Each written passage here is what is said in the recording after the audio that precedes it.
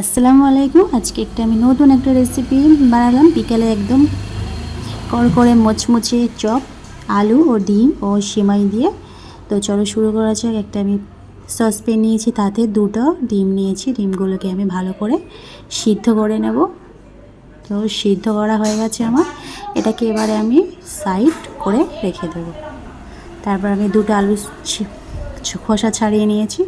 খোসা ছাড়ানোর পর এটাকে আমি প্রেশার কুকারে দিয়ে দুটো আলু ছোট ছোট পিস করে আমি এগুলোকে সিদ্ধ করতে নেব। দুটা সিটি মেরে নিয়েছি এবং এটাকে আমার সিদ্ধ করা হয়ে গেছে। তারপর আমি একটা পাত্র নিয়ে নিলাম। পাত্রে দিয়ে সিদ্ধ করা আলু এগুলো ভালো করে আমি একটা ম্যাশ করে নেব। আলুগুলোকে যেন কোনো দলা না থাকে আলু। তারপর আমি যে দুটো ডিম সিদ্ধ করে রেখেছিলাম এগুলো খোসা ছাড়িয়ে ডিমগুলোকে আমি দিয়ে দিলাম। এগুলোকে আমি একটু ম্যাশ করে নেব। তো ম্যাশ করানো হয়ে গেছে আমার। তারপর আমি একটা কড়াইতে অল্প সাদা তেল নিয়ে নিলাম। সাদা তেল দেওয়ার পরে এক বাটি মতো সিমাই নিয়েছি। এগুলোকে হালকা করে আমি তেলেতে ভাজা করে নেব। তো বন্ধুরা প্লিজ এটাকে তোমরা না কেটে দেখবেন না, পুরোটাই দেখার অনুরোধ রইল। তো তারপর আমি এক বাটি মতো হাফ কাপ মতো দুধ নিয়েছি। সেটাকে আমি এটাকে দিয়ে দেবো। দিয়ে একটু সিদ্ধ করে নেব সেমাইটা। তারপর সিদ্ধ করা হয়ে গেছে।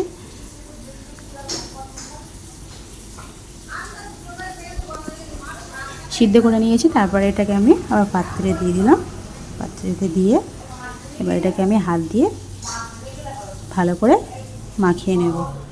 ঠান্ডা হলে হাত দিয়ে আমি ভালো করে মাখিয়ে নিলাম তিনটে উপকরণ।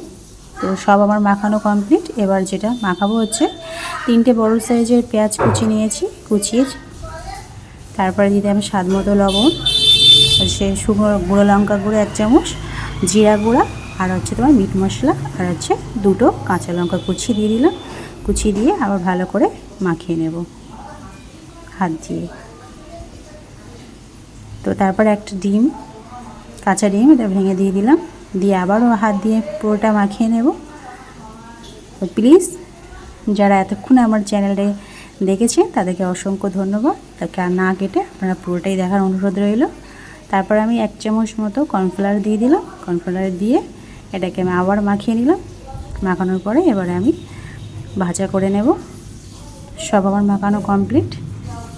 এবার আমি কড়াইতে পরিমাণ মতো তেল দিয়ে দিলাম, সাদা তেল। তারপরে হাতের সাহায্যে এক এক করে আমি ভাজা করে নেব সব কটাই। তো এতক্ষণ যারা আমার এই চ্যানেলে রান্নার রেসিপি দেখলেন তাদেরকে অসংখ্য ধন্যবাদ।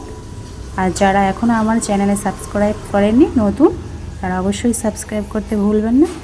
পাশে থাকবেন। আমি সবারই পাশে আছি আর পাশে থাকব। তো ভাজা করা হয়ে গেছে আমার, কালার চলে এসছে। তাই এবারকে আমি তুলে নিয়ে পরিবেশন করব। তো যদি ভালো লেগে থাকে তাহলে কমেন্ট, লাইক, শেয়ার, সাবস্ক্রাইব করতে ভুলবেন না। খোদা হাফেজ।